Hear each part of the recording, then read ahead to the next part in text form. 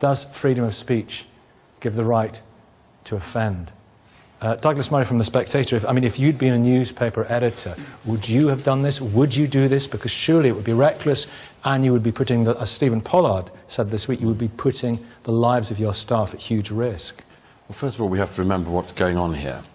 This is an attempt, a very clear, very bloody attempt, to impose Islamic blasphemy law in France and across Europe. And it has to be stopped. That's why these men did it. That's why the journalists of Charlie Hebdo are dead. An attempt to impose Islamic blasphemy law in Paris. The problem is that unless you have an I am Spartacus, as you say, tactic on it, it's not worth any one individual or any one, well, let's put it this way, no one publication doing it, because, you know, after the Danish cartoons affair, Charlie Hebdo was the only paper in the world, really, that continued to say it is our right as secular French citizens to draw, lampoon, laugh at, write about whatever we want. We're free people in a free society. They were the only ones who held on to that, and obviously on Wednesday morning we know what happened as a result. So any one publication would, I think, undoubtedly put its staff at considerable risk. That's why I've suggested this week, repeated what Ayaan Hirsi Ali said after the Danish cartoons affair. We have to spread the risk around. The free press in the free world has to spread the risk around. Our freedoms hang on this. It cannot be left to a single individual or a single publication, a single satirical magazine, to hold the line for all of our freedoms.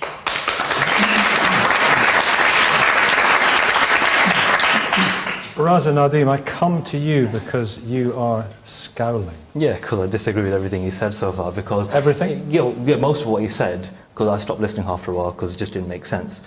When he talks about we should, the news, Charlie Hebdo published whatever they wanted, that's rubbish. They were overtly racist towards Muslims. They were always lampooning Arabs and being overtly racist in most of their publications, and it smacks of hypocrisy because they were prepared, in the name of freedom of speech, to sack a journalist who wrote a column that they considered to be anti-Semitic. So how come there's a line there, but when it comes to Muslims, it doesn't matter, take it on the chin. Why are we treated differently from others? Could I just answer that? He was charged with a hate crime as well. Sorry, it's really rich. There are 12 people dead. Oh, please, no, don't try to use their deaths. No. Just don't. Please, don't try, because I just give you an example where they did. No, let me finish my point. The clear example where they don't care for freedom of speech. Okay, on that example, Douglas, Douglas will address that example. If he doesn't, we'll make him. And then I'll come back to you and ask you another question. A dozen people were killed, and they're now being smeared as racists, like this gentleman here. And I think that's intolerable. No, I did not. He clearly knows nothing about Charlie Hebdo, I just gave you an example. About France, nothing about French traditions of free speech. Charlie Hebdo is a left-wing, anti-racist publication. It has lampooned and does lampoon everybody. In recent years, it has taken particular delight in lampooning. Most of the attacks on Charlie Hebdo, the non-physical attacks, have been from the Catholic Church, repeated attempts to criminalise Charlie Hebdo for what it says about the Pope. Marine Le Pen, the far-right wing leader, is one of the main targets of their satire. You don't understand anything. I just gave you an example. Let me ask you a question. Let me ask you a question, and then thereafter we're going to spread the love, okay? As it were. Raza, Douglas touches on this. France has a long, some would say fantastic, certainly very proud tradition of vulgar and rude and anti-religious cartoons. Isn't it a cultural imposition for a minority to seek to change that? Muslims Answer that question. In France, in 2006, a rapper was prosecuted for saying, "I want to urinate on Napoleon."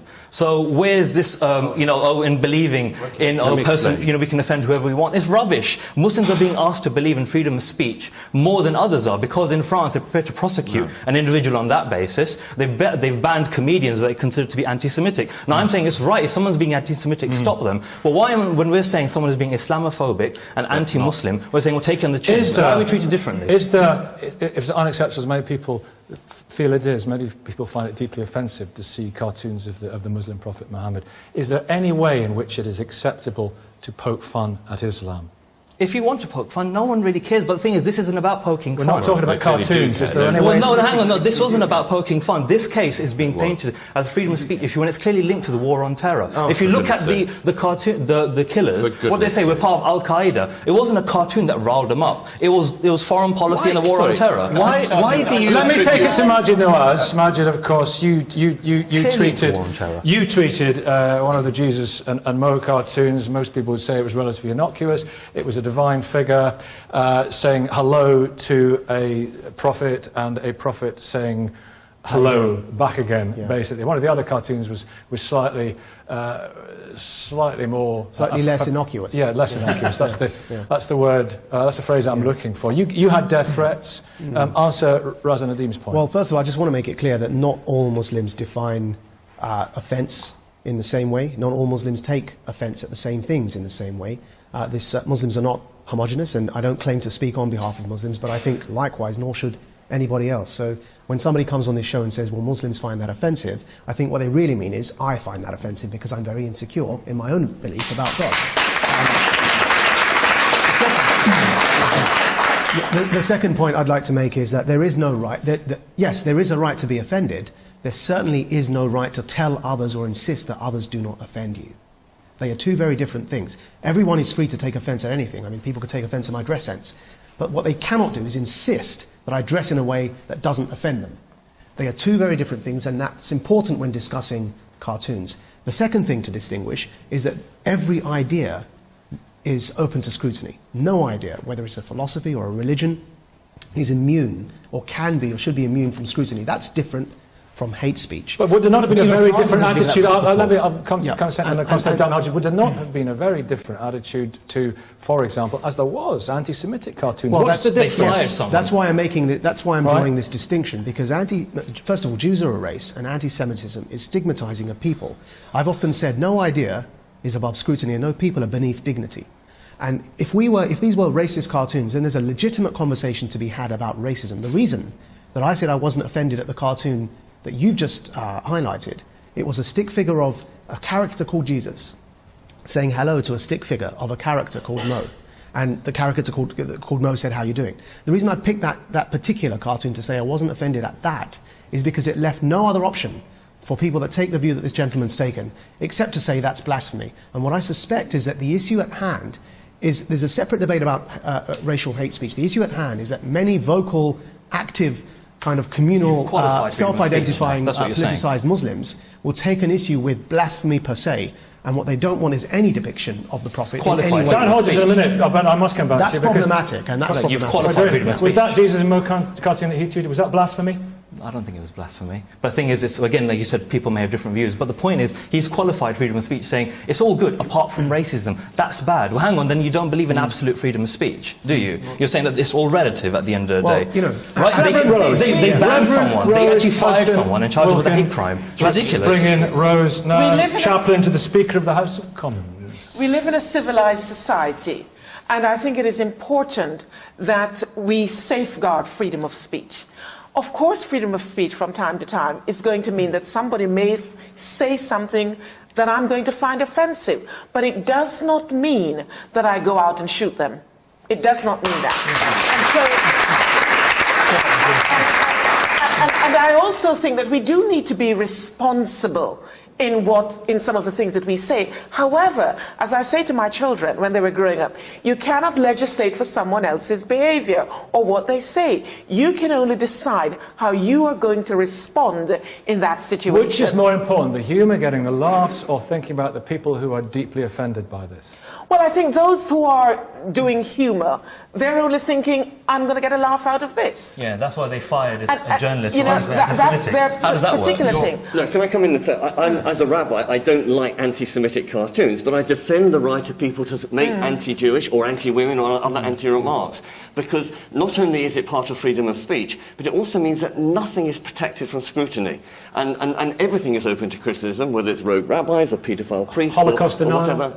Pardon? Holocaust That's a denial? historical difference. I think the real dividing line is you have a right to criticise, but you don't have a right to incite to violence. And when it goes from inspiring laughter to inspiring actual physical actions, that's a dividing line. Dan Hodges. Freedom of speech. All these different lines. Dan Hodges, if I may, we're not heard from Dan yet, Yeah, no, Raza, and I'm no doubt we'll hear from you again. Dan Hodges, columnist of The Telegraph. Are we cowed? Well, to an extent, yes, we are being cowed, and I think this comes to the point of the argument. It is ridiculous to say that we all have an absolute right to say what we like whenever we like it at any time. We don't. We have constraints on free speech, even outside of the religious sphere, which is why we have defamation laws, we have libel laws, things such as that. There are various factors which mitigate how we exercise our free speech. There's no doubt about that. The debate we are having here today is about, should one of those factors be fear? Should one of those factors, it quite clearly is, should one of the factors that influences our free speech be the fear that if we exercise our free speech, someone is going to come in and murder us? Now, you made a point, and I think there is some legitimacy in the point. If you look at the Charlie Hebdo cartoons in the whole, there are a number of their cartoons that I personally would be uncomfortable with, and I've seen the allegations that some of them bordered on racism. Fine. Let's put that to one side, though, for the moment. Let us focus just specifically on a cartoon which focused on a negative, or what was perceived to be a negative image of the Prophet Muhammad. Do you think it is legitimate for a magazine like Charlie Hebdo or any other magazine to produce an image of that kind? Is it legitimate for them to do so? If you're asking me to believe in freedom of speech more than other people are, then no, because they were prepared to ban someone when they wrote something anti-Semitic.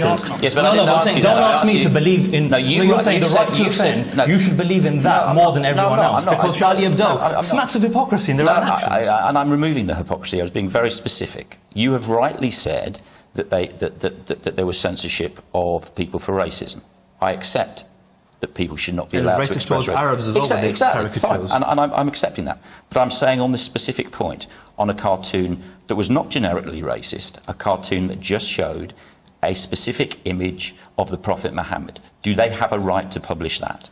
Anyone has a right to publish anything if, though, you're going to treat everyone equally. Muslims aren't being treated equally. When Charlie Hebdo, it's very clear. You can't separate the case from me, Dan. It's very clear. Martin Nuas. Yeah, so you're saying anyone has the right to say, if they did publish a cartoon of the Prophet Muhammad that didn't have any racial... do the same about show black people in a bad light, show Jewish people in a bad light, but you won't, though, right? No, because freedom of speech has limits. Can I ask the question I was going to ask? If they did depict an image of the Prophet Muhammad that didn't have any racial stereotyping whatsoever, and so therefore it takes away that point, are you then supportive of that? Would you say, yes, that's fine, that's a good and legitimate question to ask? The founder of a religion that's influenced billions of people across the world, it's legitimate to scrutinise any religion, including the Prophet Muhammad and Islam. It's legitimate. Charlie Hebdo was not in the business of trying to get dialogue going. He was looking to offend. Okay, Douglas in a second. Douglas in a second. Let's hear the audience. Lady back there with the blue top. Hello, good morning. Good morning. Quick points, please. The point is, I'm just wondering, I get this idea, we have a Muslim and we have race. Muslim is a faith system, and therefore it's not a race. So we cannot use the word racism when we're talking about a religion, because it is a choice. Yeah. Your race is not a choice. And anything that you can convert to is not a race. So therefore we're looking at two different issues, and we're conflating two different ideas together to try and make a point that doesn't make sense. Right there at the back. Hello. I think the issue involved here is hypocrisy. Why? We tend to give the impression that everything we do, we can do it freely. If you are cooking, for example, there is a limited amount of salt you have to eat. You are driving on the road, there is a speed limit. Anything you have to do, there must be a limit. So freedom of speech cannot be without a limit. The issue here is... Would you find, sir, these cartoons, a cartoon of the Prophet Muhammad, offensive? I find them offensive, but I will not react the same way these people reacted. No, of course. However, let me ask you another question, because the Guardian cartoonist Martin Rowson, he was saying on Channel 4 News that he did want to do a cartoon of the Prophet Muhammad with a T-shirt on, Prophet Muhammad T-shirt saying, "Not in my name," but he didn't feel he was able to do that. If he had done that, would you have found that offensive? I have said it, and I'm repeating it here as a Muslim, that you can offend. You have the choice to retaliate or to forgive. That is what Islam Would you have preaches. found that offensive? Even if I find it offensive, I'm not going to react by killing I know these that. people. Right, that is the point. I understand. However, Let me bring it back if I can. Let me bring it. Of course you wouldn't. But let me bring it back. People are worried about blasphemy here, sort of stealth, through the back door, or through the front door, whatever. Very much through the front door. Can I just quickly, there are some people speaking about who have clearly sort of mugged up on Charlie Hebdo in the last couple of days and drawn from this tragedy whatever they like, but you really should know more if you're going to speak about this. And I have shown more about than you about this You're topic. going to need to know more I've shown more about it than you. before you smear dead I'm not smearing. I'm not but let me smearing all dead one people. thing you may not be aware ridiculous. of. One thing you may not be aware of, but it's worth throwing into the discussion, is that there are laws on the continent, particularly to do with anti-Semitism and particularly to do with the Holocaust. And let me just explain, because you may again not know this, but the historical reasons for that. France has historical reasons to be incredibly sensitive of anti-Semitism in particular, because within people's living memory, tens of thousands of Jews were put on trains and slaughtered. So we shouldn't be sensitive of Islamophobia? No, let me explain. Well, we shouldn't be sensitive of it. There's a secret website called Google. If you go on there, you can look at other examples where France has been very hypocritical. Let him explain. There are very specific explain. reasons. There are very specific reasons in France and Germany why some of those laws exist. But let me get back to the main point that you've been trying to divert us from. That's this. What is going on with this is an attempt not to make Islam be treated differently, not to making Charlie Hebdo. It wasn't to treat Islam differently or Muhammad. It was to treat Islam exactly the same way that secular free people have the right to talk about every religion. And this gentleman and others are trying through the front door, some people through the front door with Kalashnikovs and others through the back door with this kind of weasel talk. What they do is try to make one religion free from being able to be criticised, and it must be stopped. Well, people that are so insensitive are with you about their own religion. Taiwo, from Discuss Jesus, you would be unhappy about derogatory cartoons about Jesus Christ, wouldn't you? Told me earlier on. I mean, I do subscribe to the fact that everyone's got a view, everyone's got a right to their own opinion. But I kind of question the wisdom in all of this, and the purpose in all of this. And what's interesting about the magazine is... Well, the purpose of being so provocative. Yeah, the purpose, yeah. What's the purpose? I mean, surely the aim should be that, it can help the society to be progressive. Harmonious. Yeah. Harmonious as well. And I think, if anything, mockery in all forms is non-progressive. It's poison.